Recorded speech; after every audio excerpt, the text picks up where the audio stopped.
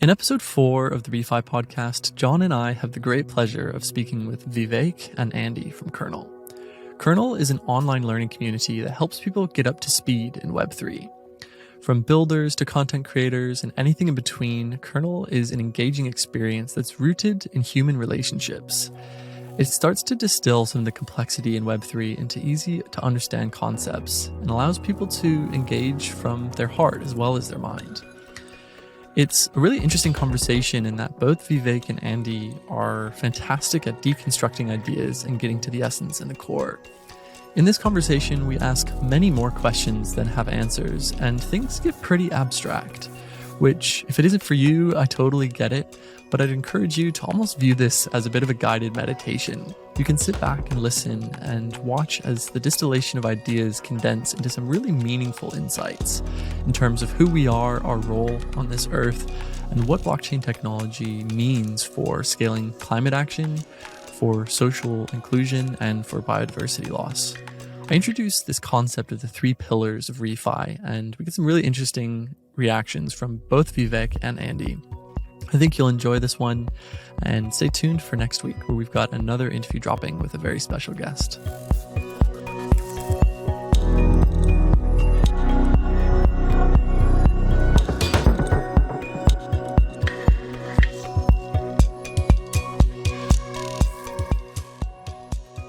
Andy, Vivek. Howdy. Hello. Welcome to the ReFi podcast. Thank you so much. I don't even really know where to begin, to be honest. And maybe that's because it's not really the beginning. I've been reflecting on this idea a lot of future humans. And I think this is especially put into context, Andy, in the on the back of a conversation we had where you sort of were laughing and saying, like, everything happens now, right? Like, everything happens in the present, whether it was happening back then or sometime. And I think I just want to open the conversation by sort of thinking a bit about where we've come from and where we think we're going, and this moment that we're in, that we're perpetually in. So I suppose to frame that as a question, where did you two first encounter one another? The first time I met Andy was at a conference called EdCon in 2018. At the time, I was working on a project called Gitcoin, which I had been working on for about a year with Kevin Owocki and some others, focused on this idea of growing open source software, specifically interested in how the Ethereum community, this open source public ledger that had such a vibrant open source community with funding built in, might have some story to tell as it related to how we might be able to better fund these types of public resources that seem to have a big impact on how the internet can be created. And I was there. This, I remember quite vividly, was kind of like one of the early times we got to spend some time with people like Vitalik, spend time with Yaniv Tal, who I met over lunch when he was talking about the graph, spent some time with some of the early researchers. If I recall correctly, you had people like Lane Reddick there who had been working on some really interesting Ethereum research, and an incredible group of people all around. But I stumbled into one talk by this guy who was wearing some really funny pants. And when I entered into the room, I kind of like sat there, and it was a typical conference where you've been overstimulated for most of the event, and you're looking for kind of like some quiet time, and maybe just sitting in the room where somebody's chatting, and you're not forced to talk is kind of the ultimate reason for speakers at conferences, kind of like a quiet respite from engaging. But this guy with the pants was saying like some really funny and interesting things. He was not talking about Ethereum per se. He was talking about language, and the persuasive case that was being made was that binary, and specifically binary instantiated on an open public ledger, might be one of the closest things we've come to a quote unquote perfect language. And Andy can describe perfect in more technical terms than philosophical terms better than I can. But it struck me that that conversation that I had stumbled into with Andy is really one that has just kind of continued from there. We've been, I think, very lucky to have gotten to know each other in many ways that really kind of like stem from that initial interaction, which after that, I know we got to spend some time at that conference just like sitting behind a desk. Andy was working at Status at the time, which may come up, and talking about a variety of different things, both language, computer science, some of the more interesting parts of open source software, religion, philosophy. These things kind of interwove into the conversation in ways that felt very natural. And in a way, Kernel is just a continuation of that same conversation. So it was initially with Vivek as a fanboy. True. And Andy, what was the first time Vivek came into your awareness? Did you notice him from the podium? I was very approachable in those days. I had a wonderful Ethereum Christmas sweater on, and was like bees to honey, basically. But we did subsequently spend a lot of time together at various other conferences in the traveling circus that was Ethereum prior to COVID. And many of the ideas which you now see in slightly fuller color in the kernel syllabus have largely to do with various discussions that we had in different places all around the world. I think that the one which stands out perhaps most memorably for me in this particular regard is one that took place in Prague as we wandered through that particular and storied place and made our way to the cathedral above the Vltava River, where we spent some really interesting and reflective time together, interrupted only once by a tiny little girl who was in the midst of one of the most absorbing plays I've ever witnessed, and which is something which hopefully we'll get to speak about too, and followed up by meeting a Bohemian musician on the way back down the steps toward the river, who taught us both something very interesting about harmony and the ways in which it can be found in supposedly dissenting spaces, the manner in which bohemia and beauty can come together is something which has fascinated me ever since, and which perhaps bears some resemblance to what we might be seeing in Web3, and more specifically in the regenerative aspects of it that are just now emerging. I think the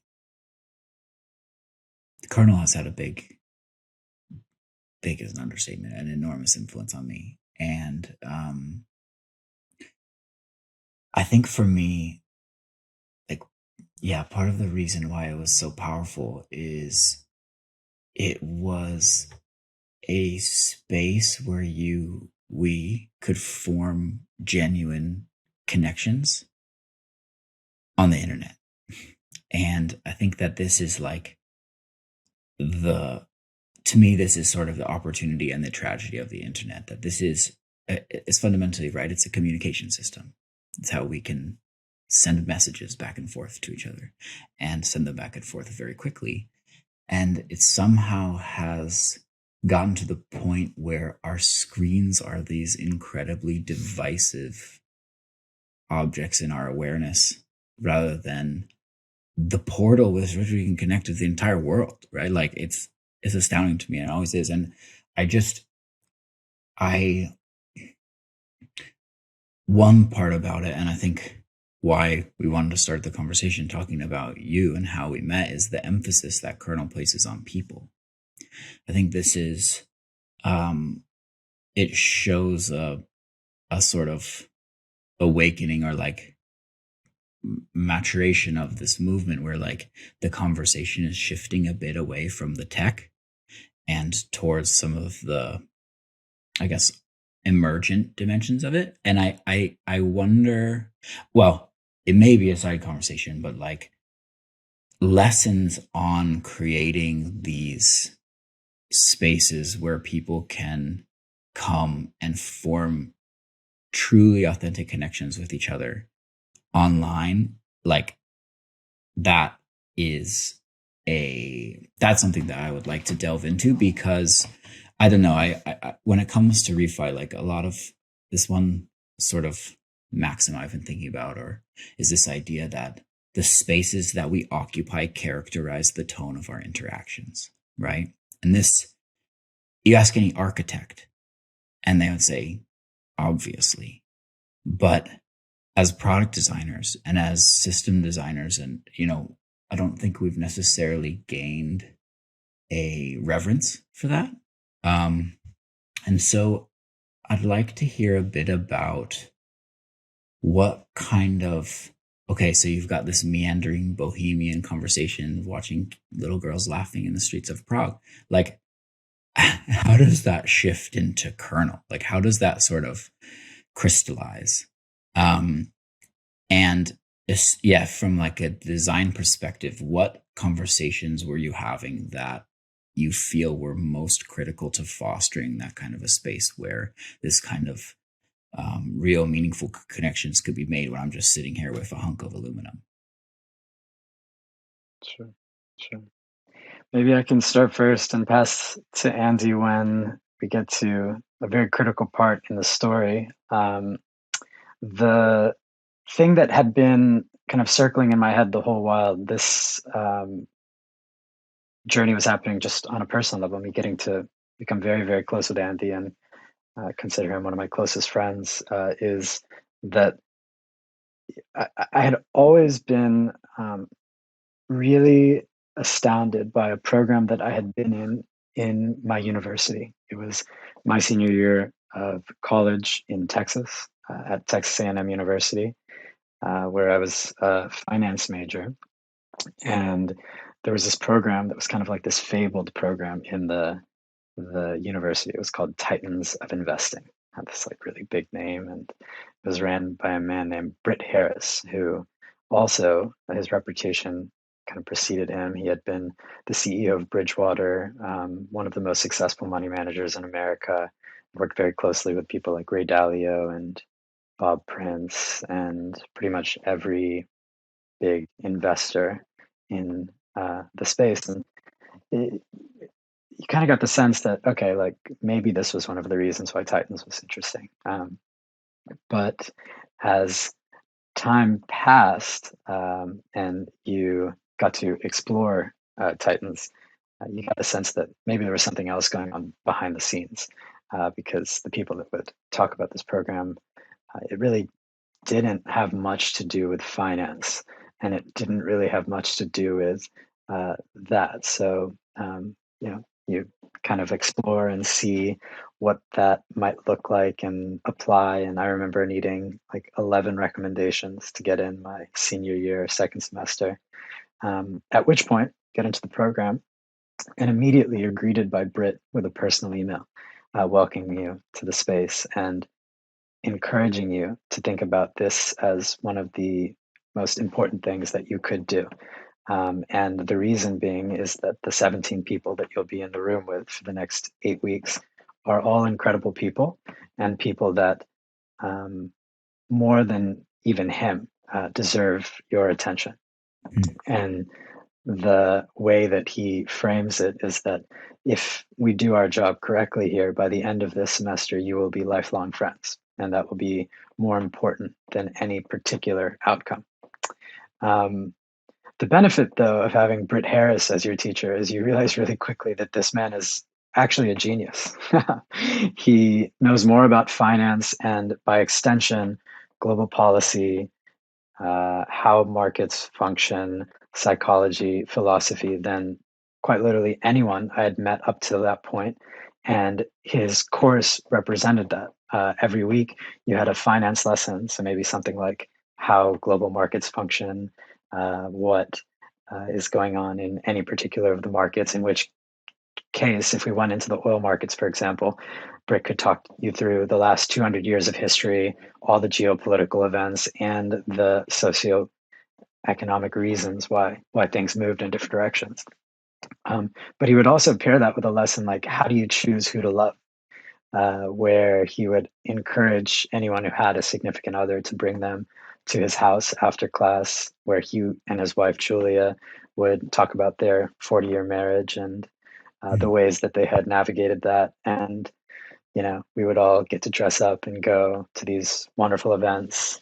Of the 17 people in my class, you had a gold medal Olympian who ended up taking us to the pool and teaching us a thing or two about swimming, at which point Britt, of course, dived off the diving board and made sure to let us know that none of it mattered more than enjoying each other's company. And Yes. I'll leave it at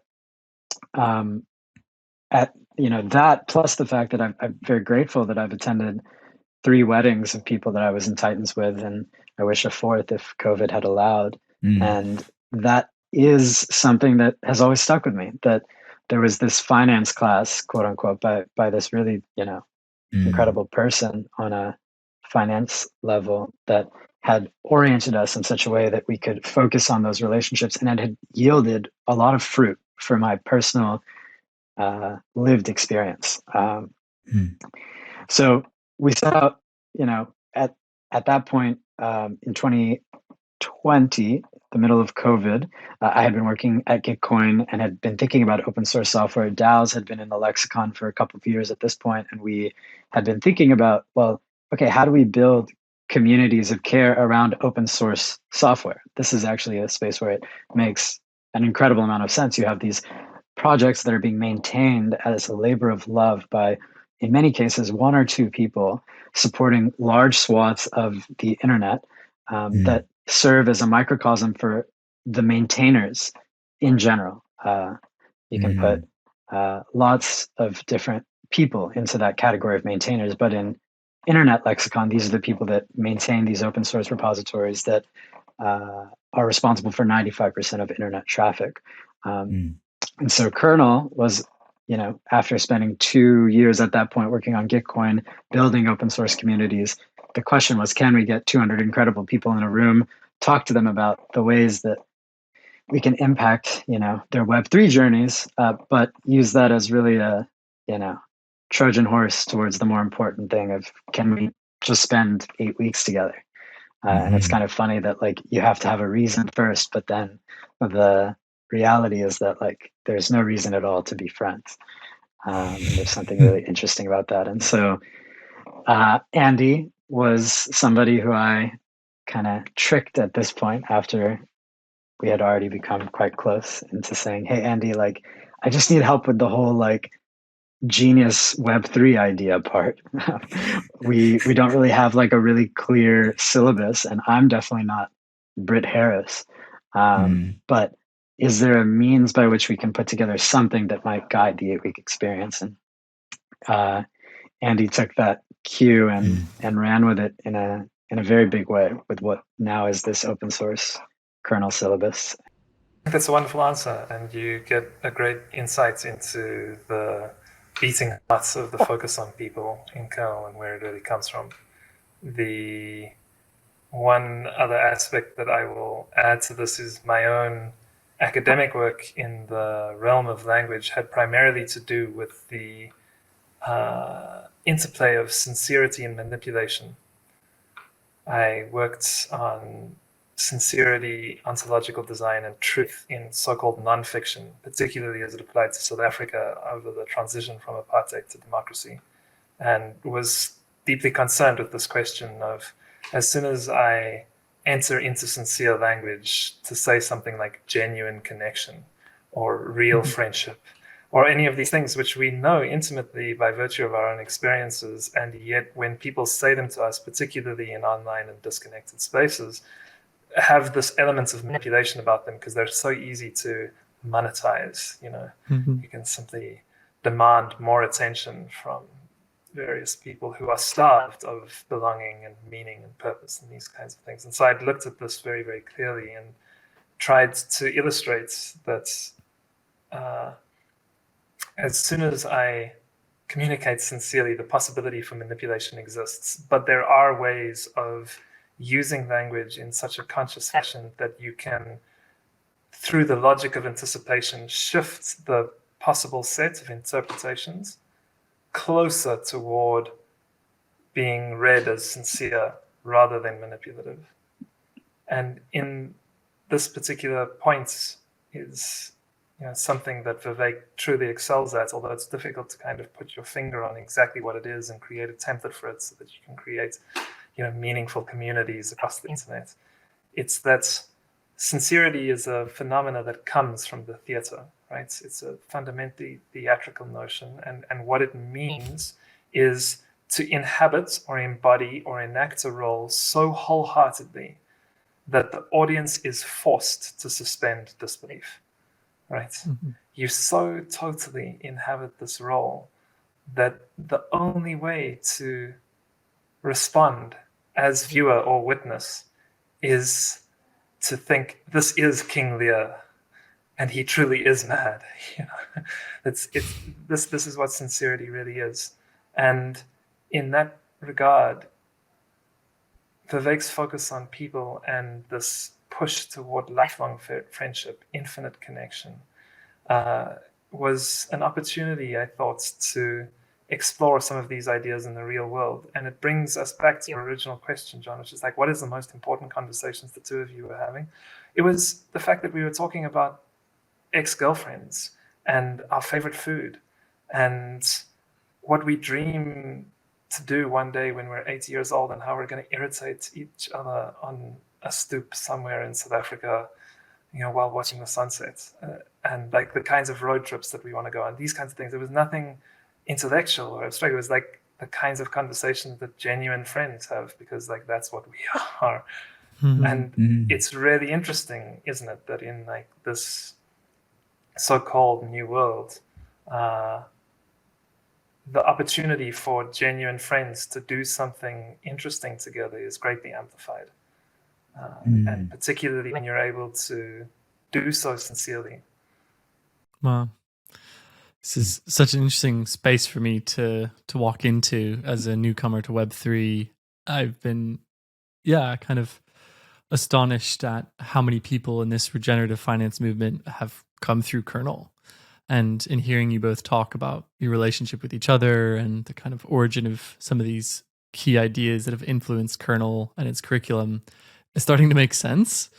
Because I think one of the key ideas behind the regenerative movement is this story of the self, which is that we as humans are not separate from each other or the earth, and that the history to date and the long road of suffering is largely representative of an obsolete story of the self that says, I'm a separate self, and my narrative is all about maximizing that interest. And I think now society is learning this is what happens when we all live by a story and believe an identity narrative that tells us we're separate. And so I'd love to kind of touch on that piece around identity and see how you both are seeing this story unfold in Web3 and why this technology is enabling this new expression of the self when it wasn't previously as apparent? It's a wonderful question. The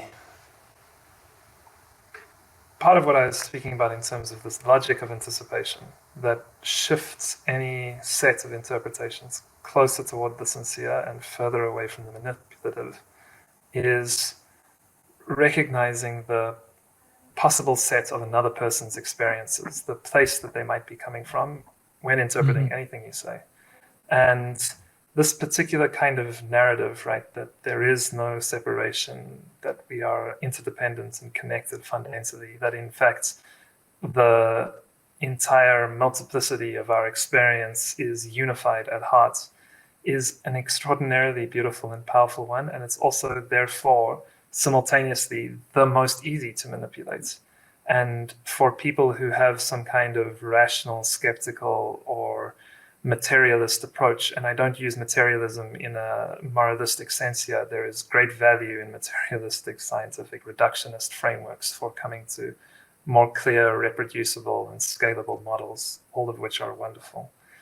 But for people with that kind of mindset, the statements that there is no separate self doesn't quite match with our experience, right? And for me, this is like the real ground on which like the practice of sincerity and the practice of real relationship actually takes place. Because what is really being asked in any kind of regeneration of our notion of self, our notion of society, the way in which we inhabit the planet, the way in which we manage our home, is the integration of both poles of our experience, right? I do experience life as a separate self. I'm sitting here in a body in South Africa at a particular time in the evening. I can look outside and see things. This is very much a part of my experience. And yet there is a level deeper, the common air that we breathe, a very, very powerful and beautiful metaphor, not just for that which is shared between living beings, but that which is both intentional. I can be aware of every breath that I take, and which happens without my conscious awareness getting in its way, which is why it's such a beautiful practice in many spiritual traditions. And then levels and levels below that, which can be explored, but the point about them, right, is that they are fundamentally experiential. And the experience can be pointed at and indicated in words. You can say, there is the moon, you know. But in this, you're with your friends, vibing and having a great time. And I use that language very specifically because there's something very deep about this notion of vibes and vibration. The word in Sanskrit is spanda, that moves us, even sometimes against our will, toward the genuine experience of what you're talking about actually is, right? And then there's a way in which that experience unfolds that doesn't deny or suppress the rational, materialistic, and reductionist mindset. It is a superset of it. You'll find this kind of thinking prevalent. It's not new by any stretch of the imagination, but in the modern era, certainly like in integral spirituality and psychology and any of those kinds of frameworks from the 80s and the 90s, you'll find it in various developmental frameworks, although I have some problems with that. But the major point being that like, I think that we do ourselves a disservice when we focus only on the interdependent, no separation part. It's critical, but it's part of the larger narrative, and that larger narrative is founded upon the quote unquote default experience, which is definitely of separation, right? And the question becomes not how do I deny or repress that sense of separation, but how do I cultivate the kinds of relationships which will create the environments in which I am more likely to experience transpersonal effects. I hear that, and I kind of am just like thrown into what I think is, I mean, really we're talking about this, like, I don't know, at least in a way we're talking about this idea of individualism versus collectivism, right? And I think there's a lot of very exciting thinking happening within the Web3 movement, and especially within Gitcoin, how do we build, I guess, care for the whole into the individual experience? And to me, that's in a lot of ways the essence of crypto economics, right? It's like using these technology tools to set the individual's alignment or individual's incentive, or the rational course of action, so to speak. I have my own problems with that idea, and make it so that me pursuing my own self-interest promotes the self-interest of the entire group, right? Of the whole. I'm happy to try to explore that idea, because and we had Naran Babalola come with us for a fireside. Every Thursday, we'll do a fireside on a different module in Kernel, which kind of like goes through an arc of ideas, but also is a really wonderful thing, this syllabus, because when you read any particular module, there'll be lots of different places you can click and explore based on your own interests. It reminds me of Wikipedia in that regard, but with like a very specific Web3 bend. But the syllabus is open on kernel.community, and each topic is intended to be deep if you are already down the Web3 rabbit hole, but starting from a point of a word that everyone will be familiar with. So module 2 on the global financial system has two things. One is money and speech, and then the other one is better questions. Money and speech being maybe a more Web3 focused thing, and better questions being a more internal focused thing. And each week kind of interplays between those two things, which is something that we took from Titans as an idea. But Naran, brings up another one of these complementary opposites, and helps us explore beyond individualism and collectivism, the idea that we can build spaces that take those two ideas and find something in between, not necessarily on the spectrum, but that keeps both of those ideas well in mind. And this is what makes me excited about what's going on in the regenerative finance space, is that there are ideas that seem to take forward the idea of what regenerative money could look like, and money that returns us to an understanding of what is actually scarce.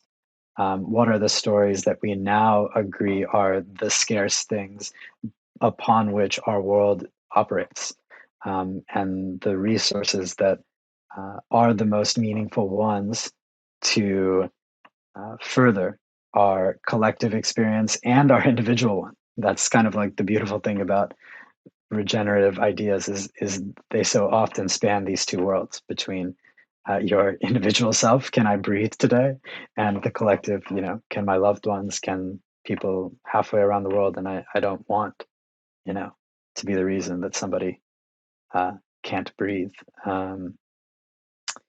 So yeah, the talk with Naran was a really insightful one in this regard, because it spoke of, in essence, some of the communal natures of money. Of course, from the beginning, it is something that was a social tool, and the ways in which we may be able to toy with incentives to create truly communal spaces in our society again, beyond corporations as the main way by which we commune in our professional or adult existences.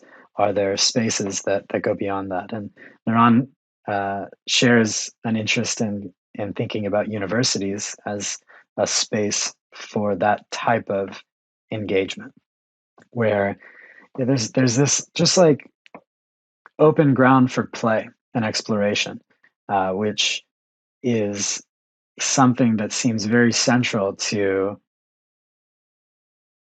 going beyond identifying individually or collectively. When you're, playing with some friends, you're all playing tag. It doesn't really matter, who the collective is or who you are as an individual. You're immersed in that experience. And universities, childhood, you could go much further back and find better examples than even universities, but universities do have this sense of play. And there's some reason why you have great friends from that time of life, which, yes, might have to do with the bars that you frequented, but often have to do with this sense of play that was associated with that time of life that does not necessarily need to stop there, but we we don't have a space for it as clearly. And yeah, I'll add that to the conversation of regenerative space is thinking about it as it relates to our relationships. And the way Andy put it was perfect, I think, in that regard. Well, you see, the great joy of being best friends is that we get to disagree and then practice the art of forgiveness. So one of the disagreements that I have here, which is quite difficult to express, but actually ties into where Vivek ended there with this notion of playful spaces as those which merge and move the boundaries between individual and collective in interesting ways. But where I want to sort of differ is the notion that the individual and the collective don't matter, and that value is necessarily based on scarcity, and that it's now just a question of different scarce narratives in the digital world. I think that this is an aspect of the historical narrative that has been told, which was not necessarily inevitable. And in fact, in an article which developed for both of us a large part of how we think about play and how fundamental it truly is in our understanding and perception of the world, David Grieber makes this really wonderful point that the origin of this notion that scarcity is inevitably and intimately linked to how we value things in the world comes predominantly from the origin of the species and Charles Darwin's thought. Charles Darwin took the idea, survival of the fittest, he took that phrase from a sociologist called Herbert Spencer, who was a great friend of the robber barons and was not necessarily the most mutualistically inclined person. And then there was this great debate in sociology and associated fields about whether this survival of the fittest, as it applied to not just biological evolution, but the evolution of human culture, was truly a valid idea. And the great challenge came from a whole bunch of Russian thinkers, particularly led by a man called Peter Kropotkin, who wrote a book called Mutual Aid and related it to evolution, right? And in Mutual Aid, he's talking about play, right? He says flights of birds will sometimes take off and swarm just to play, to express the joy of life, right? There's this really wonderful idea in his work, which is kind of fundamentally not Russian. If you read the rest of them and some of the poets in particular, it's very interesting that this notion of the joy of life and play for its own sake as some kind of action taken for its own end, it would come from a Russian thinker is surprising to me. But there was this huge kind of debates because all of Kropotkin's ideas got grouped under the problem of altruism. Isn't that fascinating, that phrasing, the problem of altruism? And that was supposedly solved by Francis and Crick with the discovery of the gene and the sort of move into neo-Darwinism in the sociological fields, which then just say that, well, we have these selfish replicators and they're just out to maximize the continuance of their own genetic code. And there's no room for birds and worms and ants to play. That's an insane idea. And what I think is essential to knowing this history and seeing that scarcity is not necessarily tied to the value of things is that when we go back to Kropotkin, and in fact, when we look into the wider field of ways of valuing that have existed across human civilizations and culture, we come to recognize that there is in fact a fundamentally different way of valuing things, which is not based on scarcity. It's based on reciprocity, right? where wealth means having enough to share. And that it comes through the gift, right, in the work of Robin Wall Kimmerer and Lewis Hyde and some of these people who have revived indigenous ways of thinking about value. But there's a very particular point that I want to make about Kropotkin and mutual aid, which ties to those indigenous modes of thinking about the world. Because in indigenous law, it's not just North American, it happens a lot in various different African traditions, as well as in Southeast Asia. You will find this notion that we don't really care so much about formal laws as we care about substantive laws. And what I mean by that is in Western democracies, we enshrine the constitutional ideal of something like freedom of movement as a formal law. Everybody is free to move.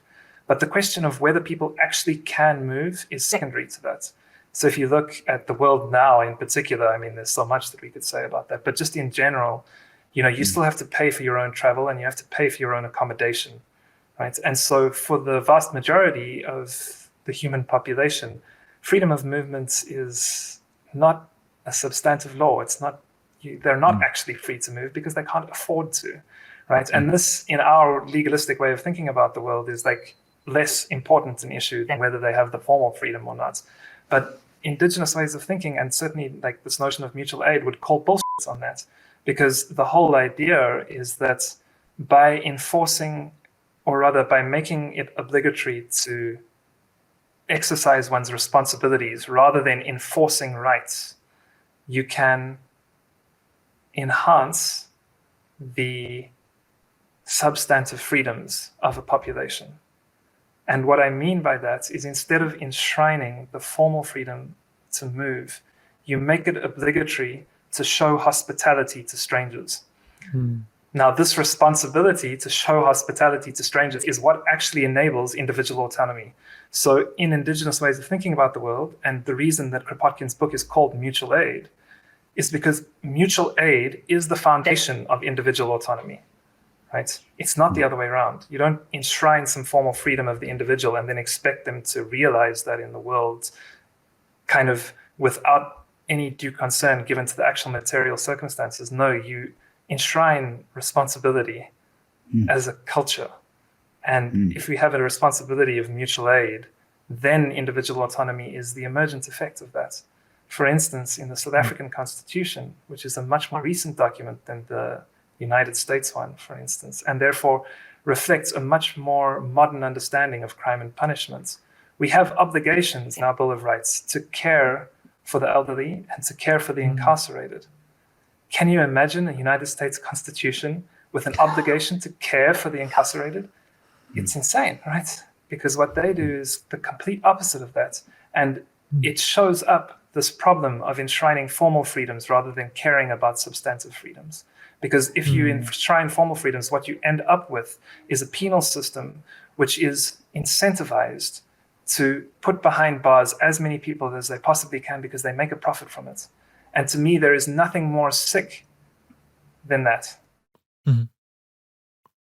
I so agree. And just amazed by your depth of thought, Andy, and wealth of knowledge throughout history and philosophy. It's really very rare in this day and age. I feel like most of society skims the surface, and I feel like I'm looking down the bottom of a very, very deep well, and you're shining the way in ways I've never seen before. So this is truly delightful for me. Thank you. This is in itself a gift. I'd love to look at this space a little bit from that lens, in that, in my mind, I'm seeing the intersection of Web3 and climate action, what we're now calling ReFi or regenerative finance, from the perspective of three kind of main areas or pillars that I'd be curious to unpack with both of you. One of them is this, initial objective to stabilize the climate. And I think Toucan Protocol and KlimaDAO and a lot of others have been very focused on this kind of new form of money backed by carbon. And I think there's a narrative here that carbon really is the new money in the age of transition, as humanity discovers how we move away from fossil fuels and create a new paradigm that doesn't cost the earth, and how we bring in these negative externalities into our monetary system to create homeostasis, because right now we're spiraling out of control. So that kind of first pillar of stabilize the climate is So where most of this stuff is happening. But then what we're realizing, the second pillar is a movement that says carbon is actually quite a poor proxy for the health of ecosystems, the environment and the planet. And actually biodiversity is really fundamental in that if, we just myopically focus on carbon and don't understand, biodiversity, then everything else will fall apart. So that's kind of the second piece, which is restoring biodiversity. And life itself has a natural way of, propagating life, and it's beautiful, and we don't actually need to do too much, but we got to shift the systems into motion. And then the third piece, which is really what I think you were touching on here, I'm having a hard time figuring out the right label for it, but it's about kind of instituting social justice or just systems that really looks at the piece which you just described, which is deeply caring for the lives of others and the way that we create systems, whether it's monetary ones or at a global scale or community ones at a small scale. Like, how are people's voices represented at the decision-making table? And so I just want to get your thoughts about those three pillars. 1, stabilize the climate. 2, cultivate biodiversity. And 3, institute justice or just systems, and just see what we can unpack here in terms of my initial framing of this ReFi movement. One of the great benefits of studying some of the history of monetary developments from the original virtual currencies, right? These complex credit networks which existed prior to the instantiation of any kind of currency, object, barter, or any of the stuff, is recognizing that the evolutionary arc has been towards increasingly abstract forms of money, right? And this is a narrative which obviously gets a lot of pushback from gold bugs and people who believe that one's means of storing value, accounting, and exchanging ought to be locked into some kind of tangible representation of wealth. But I think that it is demonstrable that the move into a truly abstract form of money circa 2009 with the advent of Bitcoin is one which has precipitated a Cambrian explosion in experimentation of what money really is, how value might be created, how it might be distributed, and all of these associated questions. So I think that you're right to be somewhat skeptical of pinning it back down into carbon. Because it does serve as like a proxy, which we can do better than now that we have a totally abstract form of money, which is programmable, right? And so Toucan is interesting in this regard because like it does already go a step further. It recognizes that, look, not all carbon credits are created equal, and we can use various of the other primitives that exist in these ecosystems to create a highly liquid, collateralized pool. Right, and that's wonderful. I think that that's like one step along the way to what I'm thinking through here with you, which is that, like, I think it's naive just to say like pinning it to carbon will necessarily result in homeostasis and stabilization of the climate, because we can do more, right? Like it's not a criticism of that. I think that in and of itself is a wonderful thing, and the climate sale and all of the stuff that we've seen as a result of it, huge fan. Personally, I'm a climate holder. I should probably disclose that for any kind of conflict of interest reasons, right? But what I worry about in this particular context is that if we say that is enough, we will stop there. And I think that that's probably the wrong thing to do. As Vivek so beautifully mentioned, like what we're actually trying to get to is communities of care. How do we make money not just a medium of exchange, a unit of account, a store of value, and a universal ledger of transactions, which are the 4 features that we've had for at least the last 12 years, the first 3 being around the last 400, but also a measure of care, right? So that's what we really want.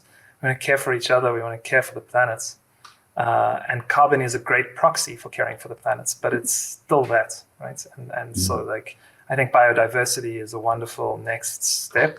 And while it might seem a little bit pie in the sky to people not familiar with some of the power that lies in being able to program incentives, I think that that's like, a a more granular and interesting proxy to go after next. But again, like,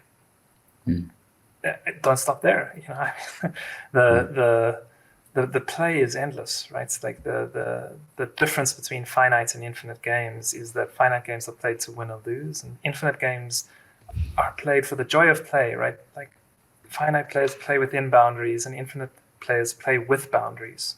And so, like, I just see like these carbon credits, for instance, as the next boundary, and that's a wonderful thing. It's a really useful Schelling point around which we can organize and which we can use to create really compelling incentives and compelling games for people to play more pro-social, constructive, and creatively with each other.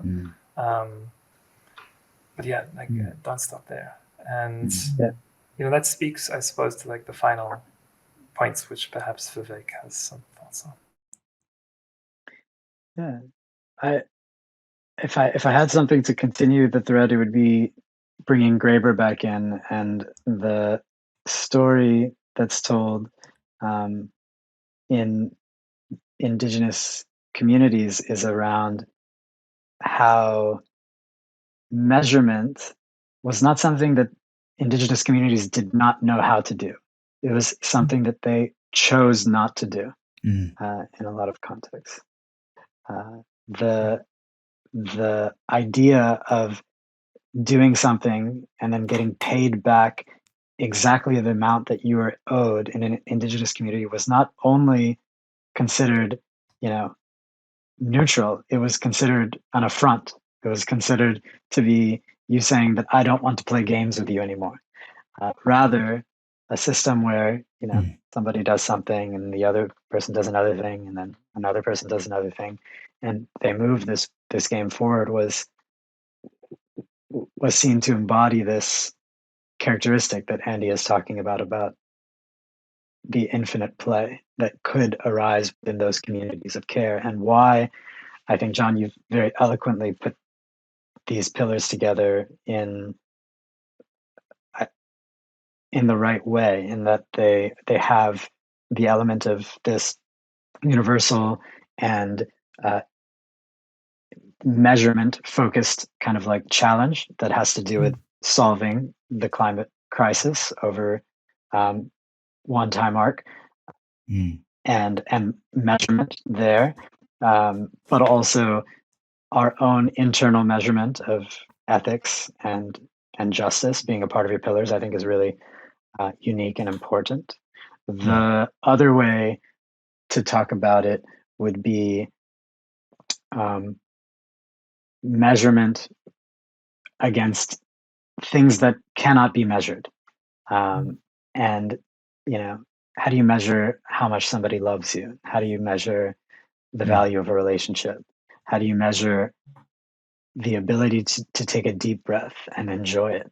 There is no measure, right? And so the ability for us to measure better and better and move from things like carbon onto the next game and onto the next game are important things not to be scoffed at, so long as they are put in their proper place, which is that in communities of care, the focus is on things that cannot be measured. Yeah, this really lines up. So part of the reason we're hosting this series of conversations is so that we can help refine our shared understanding of what regenerative finance is and how we can bring it about, and how we can bring it about in a way that it maximizes the opportunity and minimizes the risk. Risk will never be eliminated, right? We're going to do things that are going to cause harm. But what we can do as system designers is take a great amount of care to make sure that to whatever extent reasonably possible, we can anticipate those harms and mitigate them. And that, I think, is a lesson that was Juan Benet talked about in this What Exactly is Web3 talk he gave a couple of years ago.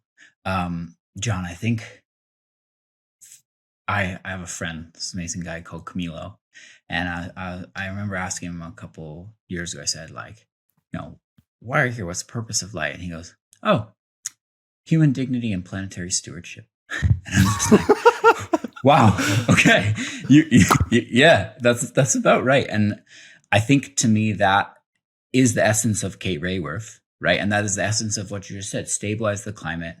Okay, let's advance to a more sophisticated measure of planetary health, biodiversity, and then let's talk about just systems. Those both can be encapsulated in planetary stewardship and human dignity. And I think I'm so glad that it feels to me like we're I personally have gone through this journey of, in university, someone asked me if I believe in God, I would say I believe in the scientific method. And then I read Zen and the Art of Motorcycle Maintenance and started like really questioning, okay, if we have two identical objects, an original painting and a forgery, how can one be worth $100 million and another one be worth 10? There's something about quality. There's something about things that can't be measured. There's something about this like meaning layer of our experience. And I think for me, what we're really talking about is the limits we run into when we choose fixed metrics, right? This is, I think, one of the main points that I remember Kate Raworth making in Donut Economics, that we have oriented our entire society around this idea of the GDP. And that might work for a while for certain things, but if we are unable to adapt the ways we measure success and measure progress, then we're going to contort our entire system around making these numbers go up, even if it's degrading huge swathes of society. And so I think for me, one thing I'm really excited, and I think really like Web3 is so powerful because it hits a culmination of these things, is with these new emerging forms of digital governance, we have the opportunity to create systems where we can build into our measurement systems their adaptation, right, and their evolution, so that we can make sure that the metrics that we're using to make maps of how our economy works, how the health of our societies are, those metrics can keep up with our technologies. We're constantly developing more sophisticated ways of checking how things are, and also with our morals, right? Like as a society, if we decided today, oh, this is what's good, like tomorrow we might change our minds, and we need a way to upgrade that.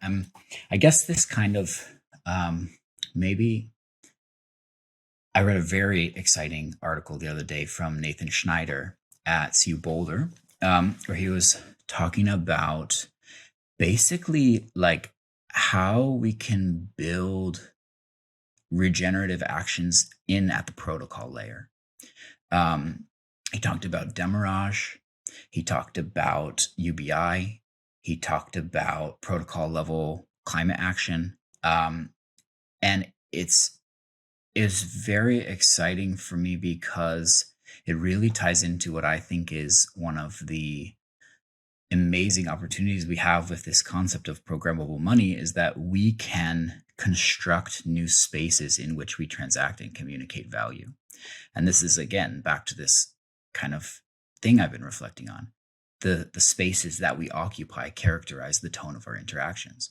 So if we can think about how we can iterate on these spaces and innovate in a way where anyone can participate. Sure, they have to be able to read and write code, but that's a much different bar to, I have to have the right shoes and wear the right tie and have gone to the right PhD program in order to get in and innovate with the way monetary systems work. So I think, and I suppose one last thing that this kind of brought to mind was this idea that Sepp Kamvar shared in a recent talk that actually you shared, Vivek, in the Kernel Slack, this idea of an ecology of money and how it may be very valuable to have a speciation, right, in the sort of biological sense, this diversification of different forms of money, local, regional, global currencies, interplanetary currencies that are optimized for specific communities, currencies that are backed by different things that we want to kind of indicate we have value for. this was a question that actually came up with Sumeda. We had Sumeda on the podcast a couple of weeks ago, and I think in the spirit of this adversarial thinking that Kernel teaches, how can we think about this idea of the diversification and speciation of money and these different forms of money in what risks would that pose, right? Like, we've had these pretty monolithic systems for a long time. We're now into the point where we can innovate and create new types of money. As system designers, what should we be anticipating of emergent threats that this could pose to the communities that use this money, that we can kind of build fail-safe mechanisms or erect scaffolding so that in those moments of failure, there's things there to catch and kind of keep everybody safe and make sure people's livelihoods aren't ruined. Any tips for the way we're thinking about this? I'll continue to be adversarial and ask for your forgiveness later, which is to say that the tips and tricks are always to be found by close observation of nature itself. This is one of the core teachings of any like so-called indigenous way of looking at the world. It's caught up in the actual meaning of that word, indigenous. But the critical thing for me, right, is that nature itself does not bake policy into any of its protocols. It does not bake scaffolding or fail-safe around the individual actions within an ecosystem. The ecosystem itself is robust, but the equilibrium is always dynamic, right? Like, even at the level of physics, like the whole point of like living organisms is dynamic equilibria, right? Like, there's a whole wonderful book on this if you're into it. It's called The Rainbow and the Worm by Mei Wan Ho. Probably the best book on the biophysics of organisms I've ever read. It's genuinely remarkable. But the critical insight in all of this, and the reason that I really disagree a lot with Nation Schneider in particular, is that credible neutrality trumps it all, right? And it's a really difficult pill for a lot of people in the more idealistic crypto circles to swallow, right? Because the protocols being credibly neutral is what allows for the speciation, variation, and diversity that is actually the response to scarce environments, right? So this is a point that Robin Wall-Kimmerer makes in the Serviceberry, which I find to be particularly beautiful, that diversity in speciation is the response to scarcity. And it's almost as if nature is telling you, okay, there's not enough of this, go and do something else. And so the finch goes and develops a new beak. And, there's a little bit of anthropomorphism in there, but I think that it's a profound point, right? And what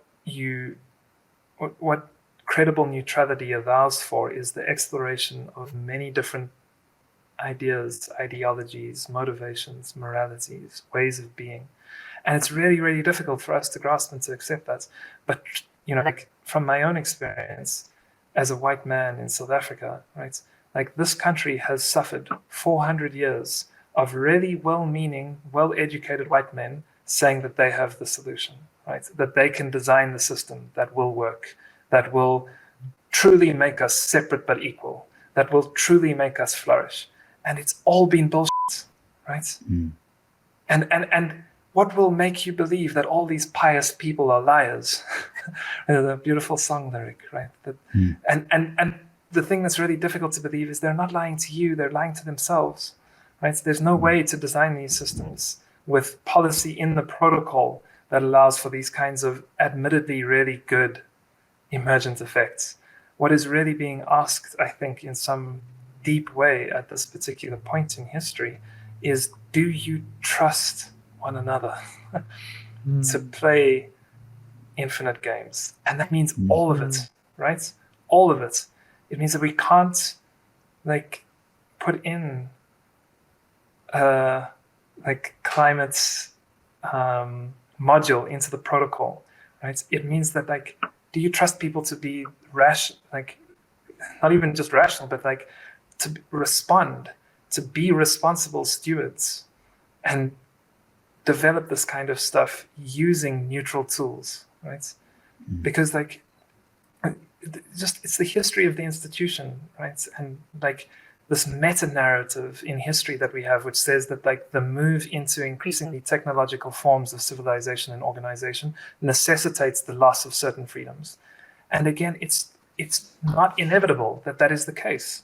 It's not necessarily true, right? And so to go and put anything more than what absolutely needs to be there for the agreements of certain aspects of reality in order for us to transact with one another is exactly this imposition of some kind of meta understanding of like the developments of history and human society, which is not necessarily, it doesn't necessarily belong there, right? The ultimate question of the blockchain and Web3 in general is, at what level do we need to agree about the nature of reality in order to transact in creative and constructive ways, right? Like, what level of reality do we need to agree about?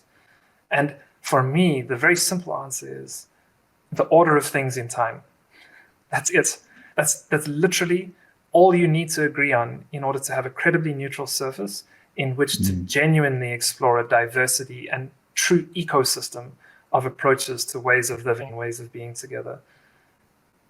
I think that that's a much more interesting long-term approach. It's full of frustration, and like it's not easy to wrap one's mind around that when you come from like traditional corporate or incorporated ways of like looking and being in the world, because it's always been about what the guy at the top says. And sure, you might disagree with that, but he pays your salary, and you know, I like, if I want to secure my kids' schooling, then like I have to. But then like now what we're saying as a result of all of this like Cambrian explosion based just on the agreements of the order of things in time without any intermediary is that, hang on, your 9-to-5 job is not necessary. Schooling is one of the most pernicious and destructive things that has taken place in modern society. Education we need much more of. Schooling is terrible. It just disciplines us into being consumers, right? And these are like, in a normal conversation, like they're almost impossible to think, let alone to have a civil conversation about, right? But these are the things that we really need to be talking about, because like, again, you see like the people who designed schooling systems were like, this is a really good thing. And it has had some like benefits, don't get me wrong, but like as an institutional structure, it has wrought incredible damage, particularly in the developing world. And you just need to read the work of Ivan Illich and various like priests and other people of care who were working in Latin America and various other places to see like this just doesn't work, right? And it's not like even a moral statement necessarily by the end of his work about like, oh, the pernicious behavior of schoolmasters and this kind of stuff. It's just that like, look, it just doesn't work, right? And that's with the best intentions and the best motivations of the people who designed that system. They did the very best that they could. They were not bad people, right? They didn't necessarily have evil intentions. They didn't necessarily want to produce only, you know, a sort of dogmatic, schooled consumer that was disciplined to think in very, very narrow ways. Well, but that's what happened. And so like you can't see that as the designer at the beginning of these systems. And the only thing that you can do is like look at nature and be really, really, really cognizant of this most beautiful point that Vivek mentioned, which is that more often than not, the things which are actually genuinely beneficial to the nature of human organization and true civility, right? Wisdom is where that word comes from in Latin. True wisdom and the ability to relate in a civil fashion is the ability to refuse without being ostracized, right? That if I have the ability to refuse on principled grounds, just look at history, like Viktor Frankl, The Meaning of Man, all of these are refusals, right? To exist within a system that doesn't allow us to truly live, right? And when that comes from like a truly principled place, then there are like systemic effects that like are wonderful, generally speaking, right? But like setting out to put the policy into the protocol is, to me, like a misunderstanding of what credible neutrality is really asking of us. I'm not saying that credible neutrality is like, you know, like the silver bullets. So there's something really powerful here. I just want to unpack in that you've described the importance of these communities of care and a bit about your approach to cultivating that at Kernel and the role that relationships have within those communities. And we have this massive existential crisis of a rising concentration of greenhouse gases in the atmosphere that is causing rising temperatures and loads of second order effects, which is threatening the survival of all of humanity. And some people want to see that empirical basis and some people don't. But an increasing number of us are saying, okay, this is irrefutable and humans are causing it. You know, the AR6 that came out just before COP26 was like, this is all the nations of the world saying there is irrefutable evidence that this is happening. And this is just amplifying and worsening the dynamic of wealth accumulation and injustice that the industrial age and the global capitalist economy has unfortunately produced. And I've read different projections based upon the different kind of shared economic pathways, but we're looking at between 100 million and 1 billion refugees, depending upon how bad the climate crisis gets over the next 88 years till, or 78 years till 2100. And so like this movement for me is a really strong prompt of like, how do we wrestle with this dynamic? How can we create communities of care for those people who are hurting the worst? In my mind, climate refugees and refugees from war like are kind of, unfortunately, the most painfully punished communities of our current age. And Europe is not really wrestling with this challenge. And so I'm wondering what you guys think of, like, how does Web3 respond to these really systemic issues, both on an environmental and societal level, to create communities of care for those who are the most marginalized and, suffering the worst as a result of this dynamic? I'm curious to see what comes to mind. One thing to carry on from this idea of moving past the credibly neutral protocol, I think to drive it home would be to talk about it in the context of Ethereum, and then to get back, John, to your question, in the sense that I remember in like 2018, maybe 2019, there was a conference that was done at ETH Denver the day before. It was called Sustain Web3, and this idea of sustaining open source software. And at the time, there was this conversation about, should we bake into the Ethereum protocol like some small portion of protocol fees towards open source software? Lots of money, billions of dollars a year gets spent on Ethereum mining and paying the miners. If we just took 1% of that and we baked it into the protocol, and we had this treasury that kind of like grew, we could use it to fund things that would be really meaningful to the future of the internet. And as somebody who was working on Gitcoin at the time, this was really interesting to explore. But you very quickly run into this particular question of if this, then what next? And then what next? And then what next? And then what next? And what is the precedent that's being set if this is the means by which we approach these problems, where like a group of few can help control towards these types of decisions? So I guess to bring it back to John's question a little bit would be to say, I don't think Andy is speaking against any of the ideas that Nathan Schneider brought up: demurrage, UBI, regenerative ecosystems, and ecologies of money. And the hope is that we can return towards, John, what you've described a few times as,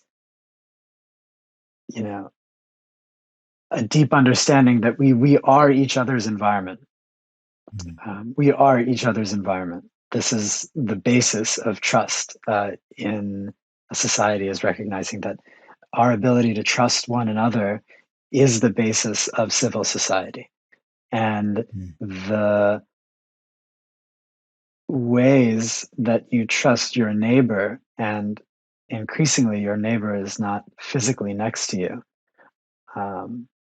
This seems deeply tied into the questions that we will have to answer over the next 100 years that, John, you've asked. So these new forms of monies, these stories that we tell each other, the ways that we allow them to propagate, the means by which the ecology grows, it's not going to all be pretty. And, maybe buying the Constitution will take precedence over some more pressing things in the short term. And maybe that's okay, right? Maybe that's a part of the ecology.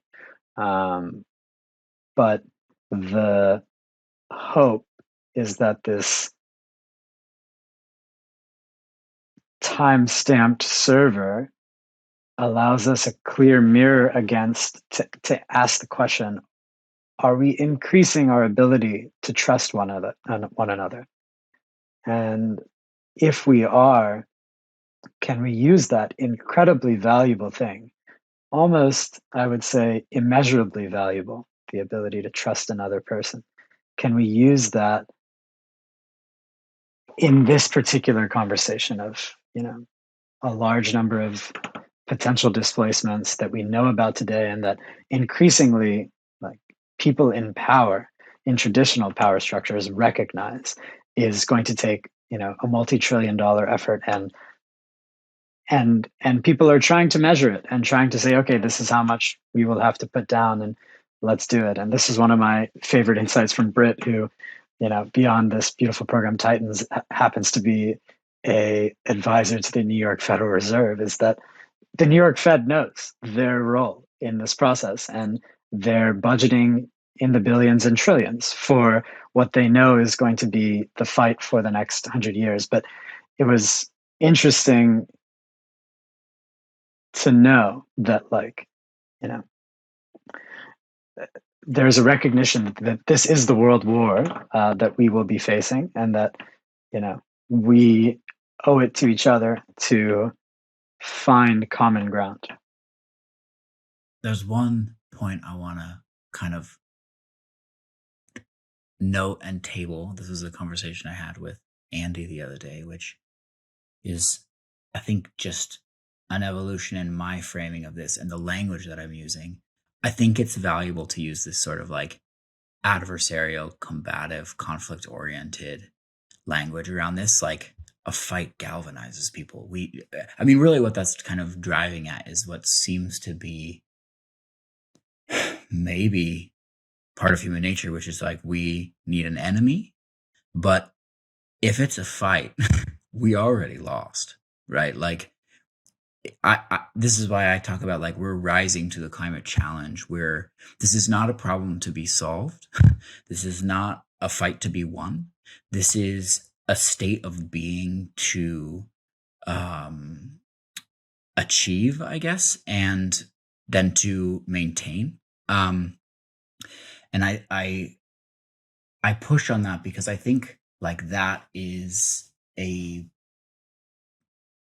people close to me are like, I'm tired of this being crisis. I just want to tune out, right? Like, the doomerism, essentially. And I'm not saying that you're a doomer, Vivek, let me just be clear. But I want to come back to this point that Andy was making, because I don't think, well, what I just thought, this sort of credible on the concept of credible trial, I'm still trying to wrap my mind around it, right? But, like, what I just came up with is broke, build the policies into the protocol. Woke, build the ability to build the policies into the protocol and give those to the community. Am I getting that right, first of all? And then second of all, to me, this actually points to what I see as another lesson of Vitalik's and under-discussed hallmark of Web3 and, like, core value of the movement, which is this idea that these systems, these networks, they're opt-in, right? I get to choose to be here. I consent. Nobody forced me to download a wallet. Nobody forced me to create a mnemonic and generate Ethereum accounts. I chose to do that. And I think that ties into Vitalik's idea of legitimacy, right? Like, he uses this example from Steam, wasn't it? Where like Justin Sun bought most of the was it Steam? Justin Sun bought most of the tokens, and then the community was just like fork the community, cut the token holders out so they don't have any governance say and just like continue on your merry way. That to me is this sort of like collective opt out that is almost like the backstop of this idea of the sort of 51%, right? Like that's like a legitimate 51% attack where we just move on to another thing and leave behind the parts of the network that we want to cut out. I know there's a bit there, but I just want to hear a bit of thoughts on this idea. Like, and I think Andy, like you talked about this, like we don't enforce, like it's something about enforcing versus its antithesis. And how well does that inspire any thoughts, and what are those thoughts, I guess is my question. The analogy that you've drawn is an accurate one. We don't want to build policy into the protocol, but build the ability to build policy into the protocol. That particular layer of remove is a very interesting pattern of thoughts in general that you will find spread across many different ways of knowing and understanding. I think that the one that I most like is there's this moment in Dune where you asked your friend Camilla, what is all of this for? And the lady responds, ceremony. Ceremony is how we remember how to remember. And this particular structure of things seems to be a particularly powerful way of approaching broader systemic level understanding, perhaps. The other thing to just touch on there, right, is that the notion of opt-in laws is particularly pertinent in these kind of so-called smart contract environments, right, where you have programmable incentives and all the stuff that we've been talking about, particularly as it applies to substantive freedom, right? The law on Ethereum, for instance, but the same applies to Solana and Celo and all of these other networks. The law is completely deterministic. You cannot break the law on Ethereum, right? This is not a moral statement. You just can't do it because it's executable language enforced on a public network that everybody agrees the state of at all times. So you can't break the law, but you don't have to interact with the contract if you don't want to, right? And that particular construct is, again, like mind-bending if you come from the traditional legal world. It's like you can't break the law. You don't need the enforcement through the monopoly of violence and state-based power because we no longer enshrine ideals in our constitution and then enforce them by virtue of some kind of, like literally the word indicates it, recourse to force. But we provide a plethora of different contracts that you can opt into, but you can't break the laws in them. That's very interesting to kind of think about. And John, it applies to your question, which I do want to touch on because it's a really, really important one, this notion of climate refugees and the awareness that many people have of the coming crisis, right? But again, there's just like a question which is worth asking about this kind of thing, right? Which is that, again, really well-meaning, generally speaking whites, generally speaking educated, generally speaking men have for 400 years tried to solve other people's problems for them in this very paternalistic way, right? And now I'm not saying that like the whole thing is, okay, like step back and put your hands up and say, I can't do anything. But the primary mode of engagement for people who are educated and who have the necessary skills to engage in these kinds of projects is one of attentive listening, right? First and foremost, before anything else. And the work that you can do is more often than not related to people who are like you because you understand the problems that they face. And the problem that we face as young, fairly rich, well-educated white men is enormous. And I can vouch for this because the great insight that comes out of things like apartheid and the Truth and Reconciliation Commission that took place after that is that some of the greatest damage in systemic oppression is suffered by the perpetrators, right? This is not to deny the very real violence and material realities that are suffered by those who are oppressed. It is simply to make the point that if you are in position of the oppressor or the privileged benefactor of some unjust system, you yourself are suffering. You are suffering in ways which it's almost impossible to truly put into words. And there is great service and care to be found in that, right? That, like, once the Dalai Lama was giving a talk at Stanford, and he was asked, do you think it's a problem, Your Holiness, that more than 90% of the world's wealth sits with less than 1% of the population? And he kind of sits and thinks about this for a while, and he says, I'm a Buddhist, and we don't see problems, we only see opportunities. And he was riffing on some business language that had been prevalent in that particular. He said, it's no problem. It's like, because now all we have to do is change less than 1% of the population.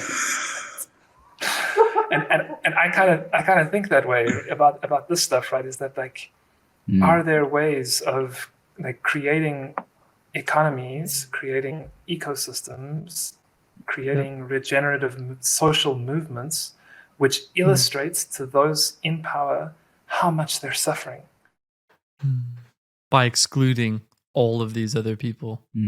Yeah, and then making sure that the tools that you use to do that and to illustrate that point are made available to all, so that they can solve their problems in the ways which are most contextual and appropriate to their problems, right? I'm not saying like leave them out in the cold. That's why we do Kernel. We educate, because like that's primarily like building these educational webs that Illich talked about is primarily like one of the most meaningful responses to this kind of thing. But yeah, like the paternalism is something to really stay away from if possible. Yeah, totally. And I really receive that. And I think it's very much at the heart of, my journey in terms of trying to respond to the refugee crisis when we first came to Europe in 2015 and meeting refugees and actually realizing that they had so much to give to me. And I kind of, remember my first encounter with this young Sudanese or Syrian refugee that we were offering space into our home. And he was going to like, I don't want your home. I want my own home.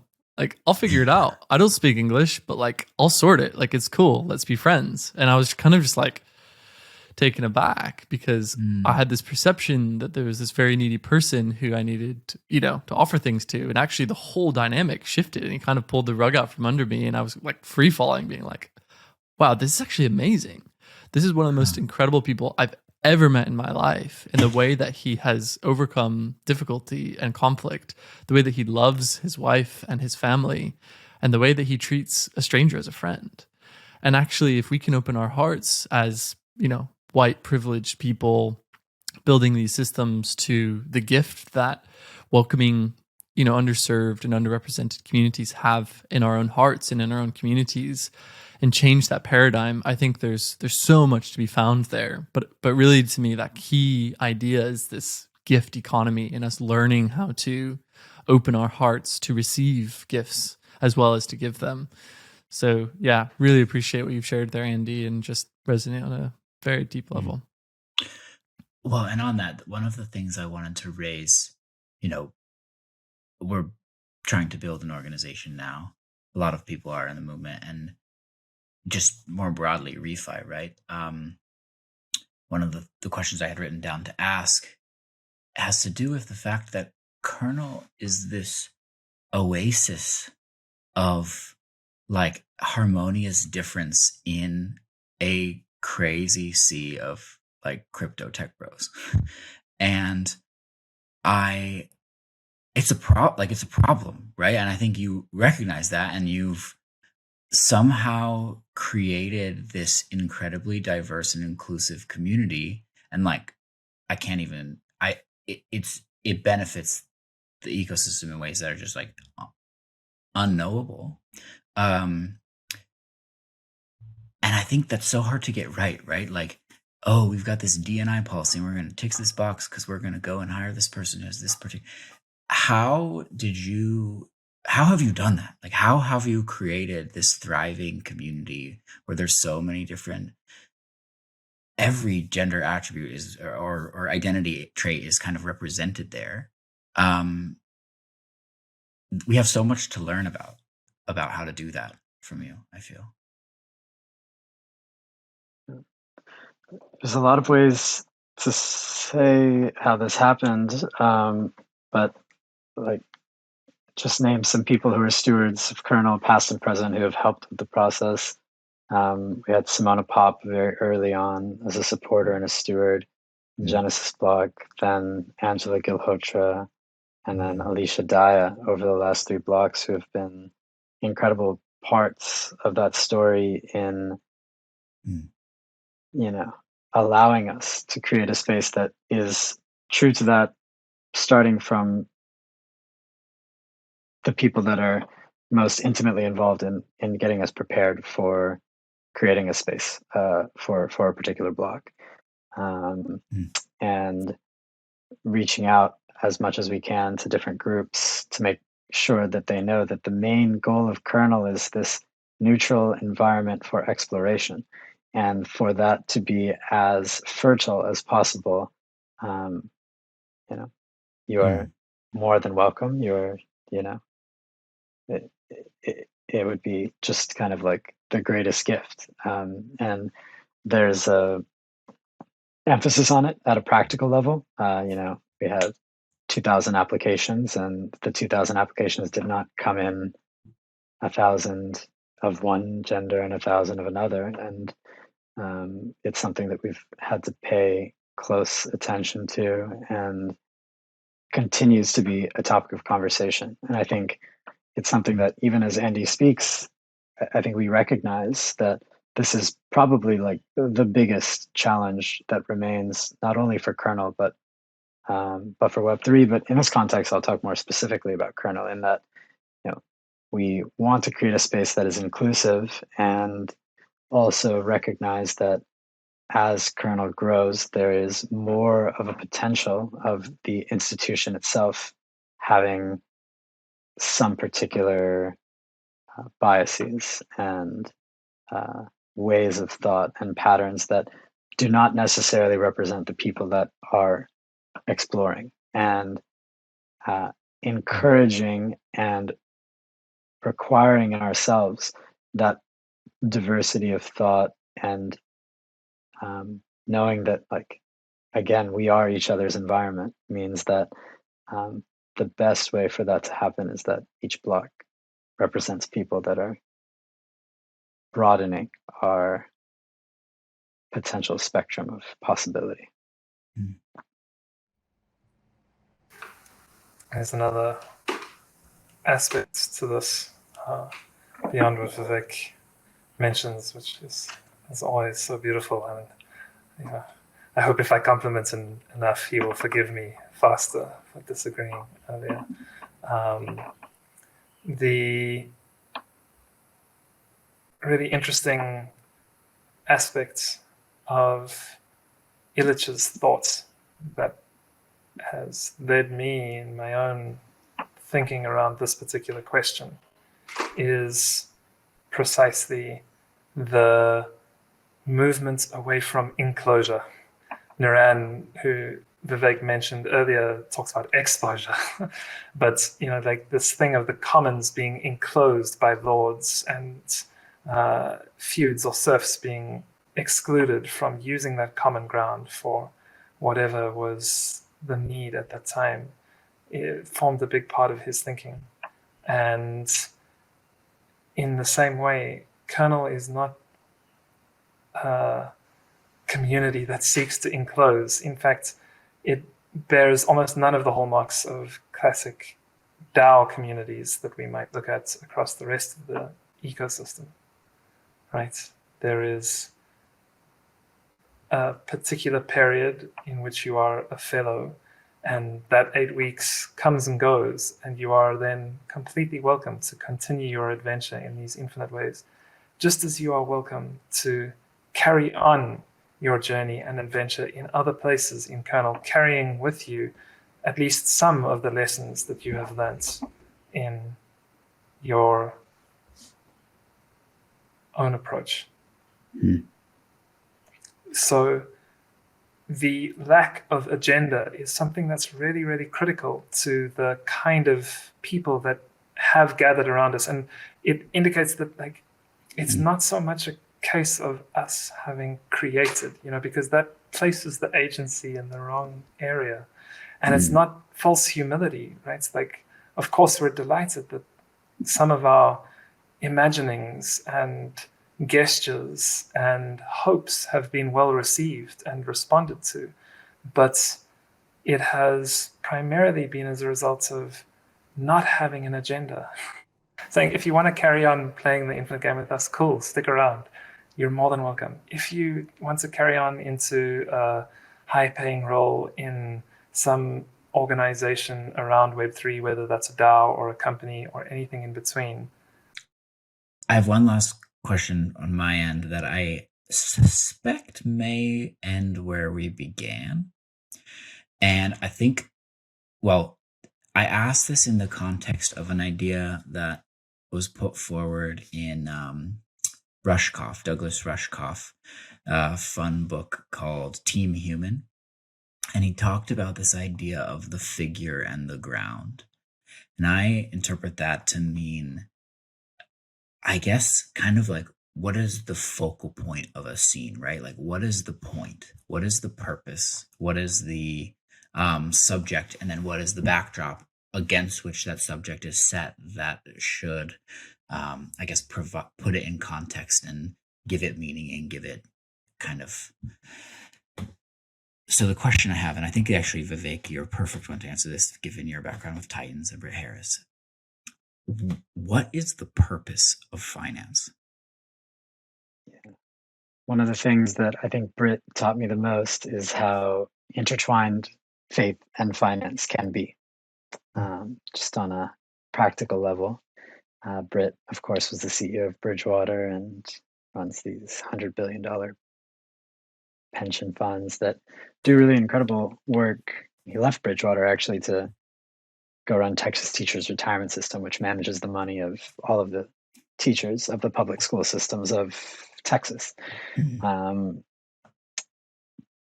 He also is a man of the book, so to speak, and the ways that finance, I think, finds its purpose is by following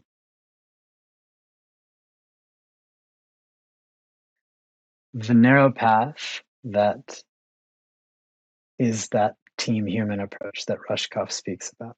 Right? Like there's all of these different competing concerns and desires that come up in the individual experience, but also in our collective imaginings. And to use a biblical analogy, this idea of the narrow path comes from the Bible, and Britt shared it with us often, that wide is the gate that many people pass through, many will take it, but narrow is the way to life, and few will find it.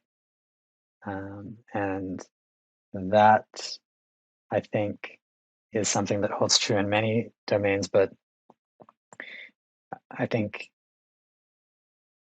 at its core can be applied to finance as well. Hey, I'd love to do a quick checkout here, but one of the things is like, how can we bless you? How can we gift you? How can we help you in your mission at Kernel or as individuals? Like, we'd love to try and reciprocate to the amazing gifts you've given us by being here today. We'll go start with you, Vivek, and then hear from you, Andy. Yeah, I mean, there's a practical one that John knows about, that we want to do a regenerative guild in the next block. And there are many people who are interested in that type of thing. We owe probably some stuff, although I think Andy and John have talked about it on like what that would entail, probably like 3 sessions, which you've brought up 3 pillars that actually could be really, really fun. And the guilds can be really low stakes in the sense that, maybe 1 pre-read per session and you bring the group together. But we want an excuse for people who are interested in regenerative topics to spend time with people who want to spend time with them. So that's the most obvious practical answer that I can give. I think that's an alpha leak, Vivek. Yeah, man. Well, we'd love to help in whatever way we can. Take us up. That sounds super fun. Thank you. What about you, Andy? How can we help you in what you're doing, and what's one specific thing? Well, what Vivek said, I think, is more than enough. What I will say is that the word regeneration is originally theological. And it meant like a radical spiritual change in an individual accomplished by the action of God. And only then was later applied to animal processes and forests. Forests only in like the 1800s. It's very interesting, I thought, this sort of radical change, but it's in the individual. And I think that one of the primary asks of Kernel, if it can be said to have any ask at all, is the same thing, right? We can't make a better world if we ourselves are not better.